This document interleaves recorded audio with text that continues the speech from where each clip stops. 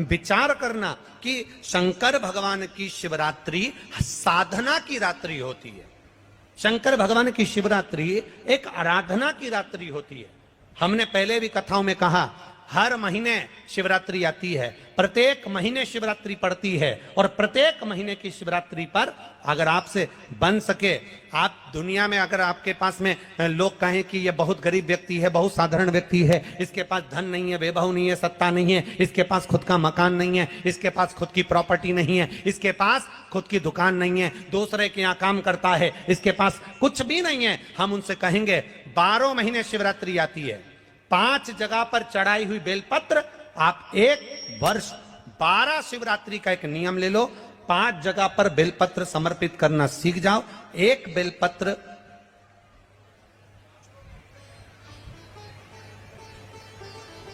ये शिवलिंग, ये जलाधारी, बहुत ध्यान से देखना, ये चरण जहां से जल नीचे गिरता है, गणेश जी का स्थान, कार्तिकेय जी का स्थान, ये हस्तकमल माता पार्वती जी का हाथ हस्तकमल, शिवलिंग भगवान शंकर का स्थान।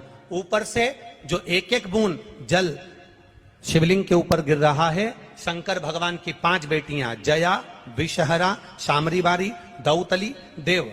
बीच में जो एक मोटी सी लाइन है वो शंकर भगवान की छोटी लड़की, क्या नाम है? अशोक सुंदरी। ये पूरे शिवलिंग का वर्णन।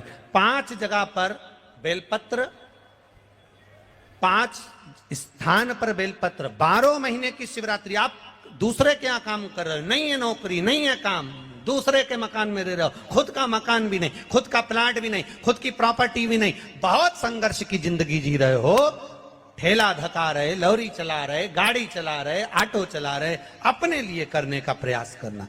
घर में जितने सदस्य हैं, 12 महीने शिवरात्रि आती है, एक बेलपत्र अशोक सुंदरी वाली जगह पर, डंडी का मुंह नीचे की ओर। दूसरी बेलपत्र माता पार्वती जी के हस्त कमल पर। ये 2 पत्ती जो होती है, इस पत्ती के 2 भाग शिवलिंग के बीच में हो। तीसरी बेलपत्र भगवान शंकर के शिवलिंग पर, डंडी का भाग आपके विपरीत दिशा में हो, विपरीत दिशा।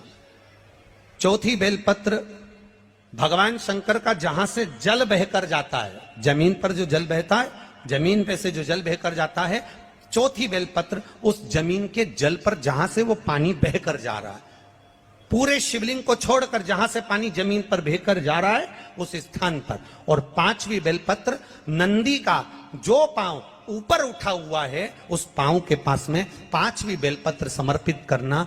एक शिवरात्रि से लेकर 12 शिवरात्रि जो 1 वर्ष तक कर लेता है, 1 वर्ष अपनी कड़ी मेहनत के साथ में मेहनत पूरी करना। और ये 5 बेलपत्र हर महीने जो शिवरात्रि आती है उस पे समर्पित करना प्रारंभ कर दीजिए और मेहनत करना प्रारंभ कर दीजिए। आपको आपके कर्म का फल मिलेगा। साल भर के अंदर आप अच्छे बनकर बैठ सकते हैं।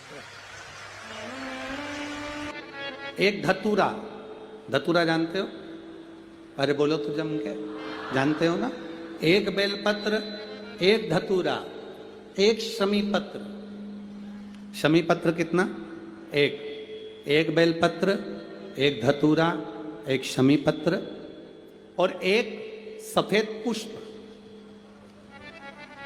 केवल एक सफेद पुष्प। एक आखा चावल का दाना, आखा का मतलब जानते हो? मतलब पूरा सेगा चावल का दाना।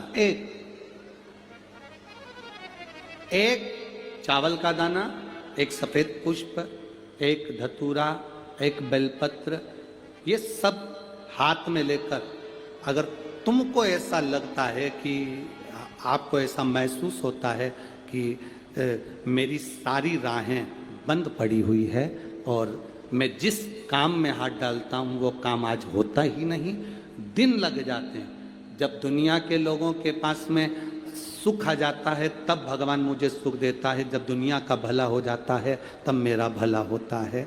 भगवान मेरी सुनता नहीं, सब राहें बंद है मेरी, कोई रास्ता सूझ ही नहीं रहा। अगर मैं फसल लेने की सोचता हूं तो फसल नहीं आती, काम करने की सोचता हूं तो काम नहीं होता, कुछ ना कुछ टेंशन मेरी जिंदगी में है। तो कभी मौका मिल जाए जिस दिन तुम्हारे हाथ में ये सभी चीजें हों, बेलपत्र, धतूरा, पुष्प, शमीपत्र चावल का एक दाना, ये सब तुम्हारे हाथ में हो और शिवरात्रि का दिन हो, 12 महीने कोई सी भी शिवरात्रि का दिन हो, उसी शिवरात्रि के दिन, जिस दिन आप दोपहर में मंदिर चले जाएं या शाम को जाएं या सुबह जाएं, कभी भी, पर शिवरात्रि के दिन अपने हृदय में ध्यान कर कर और त्रिपुरारी नाम का स्मरण कर कर, कौन सा नाम?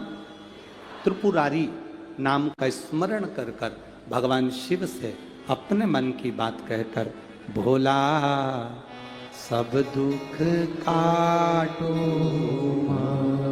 त्रिपुरारी नाम का स्मरण कर कर हाथ में लेकर भगवान शिव के शिवलिंग पर अगर हम समर्पित कर देते हैं तो ये निश्चितता है राहें अपने आप खुलना प्रारंभ हो जाती है और कार्य में सफलता। त्रिपुरारी नाम सुख देने वाला। शिवरात्रि का प्रसंग कहता है, अपने मन की अभिलाषा रखकर तुम्हें जो चाहिए, एक काली मिर्ची और काली तिल्ली के 7 दाने, एक काली मिर्ची और काली तिल्ली के कितने दाने?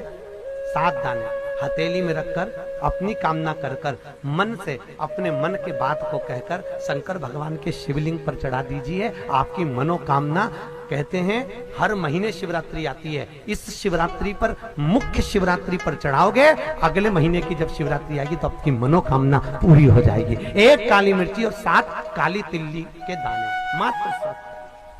महाराज, जिसके घर में क्लेश रहता हो, बहुत ज्यादा लड़ाई झगड़े हो रहे हैं, सास बहू के झगड़े, ना बहू कुछ सुनने को तैयार ना सास सुनने को तैयार, और घर में बेचारे पुरुषों की आफत, यहाँ भाई भाई झगड़ रहे हो, सास बहुएं झगड़ रही हो, कुछ मत करिए। गेहूं की बाली को तोड़ो, गेहूं की बाली जानते हो ना, जिसमें आप लोग तो गेहूं की बाली को तोड़ना है, और बाली 7 बाली तोड़कर अपने घर में घुमाकर अपने घर का नाम और गोत्र बोलकर उसको शंकर को समर्पित कर दीजिए। जिंदगी में कभी सास बहू का झगड़ा नहीं होगा महाराज। शिवरात्रि के दिन उसको समर्पित करिए, आपके घर में कभी क्लेश नहीं मच सकता। 12 महीने शिवरात्रि आती है, और शिवरात्रि के दिन रात्रि को 12 बजे शंकर भगवान पर एक धतूरा चढ़ा दो। क्या चढ़ाना है? जम के बोलिए जरा, धतूरा। ये शंकर भगवान को धतूरा चढ़ा दो। 12 बजे रात्रि को शिव जी पे धतूरा चढ़ाओ, आधे घंटे तक धतूरा चढ़े रहने दो, और आप श्री शिवाय नमस्तुभ्यम का जाप करो। जिस शंकर जी पे धतूरा चढ़ाए उस मंदिर के बाहर बैठकर कौन सा मंत्र जपना है? श्री शिवाय नमस्तुभ्यम। फिर से बोलो, श्री शिवाय नमस्तुभ्यम। धतूरा चढ़ाकर श्री शिवाय नमस्तुभ्यम का स्मरण करिए।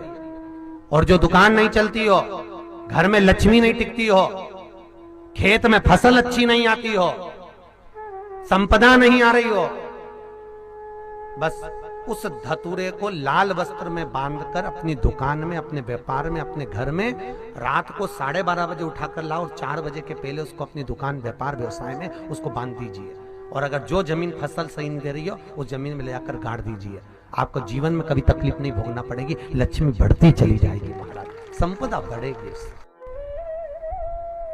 जो व्यक्ति ज्यादा बीमार रहता हो, बहुत बीमारी उसको घेरे रहती है, परेशान रह रहा हो, बीमारी बनी हुई है, तो बोर चढ़ाइए। बेर, क्या बोलते हैं यहाँ पर? बेर की बोर, वो खाने वाला बेर जो होता है, उस बेर को 7 बेर ले लो, और 7 बेर को लेकर अपने ऊपर से घुमाकर शिवरात्रि की दोपहर के 12 बजे शंकर भगवान के शिवलिंग पर ले जाकर उस बेर को चढ़ा दीजिए। आपका रोग, आपकी बीमारी मात्र 3 महीने के अंदर समाप्त हो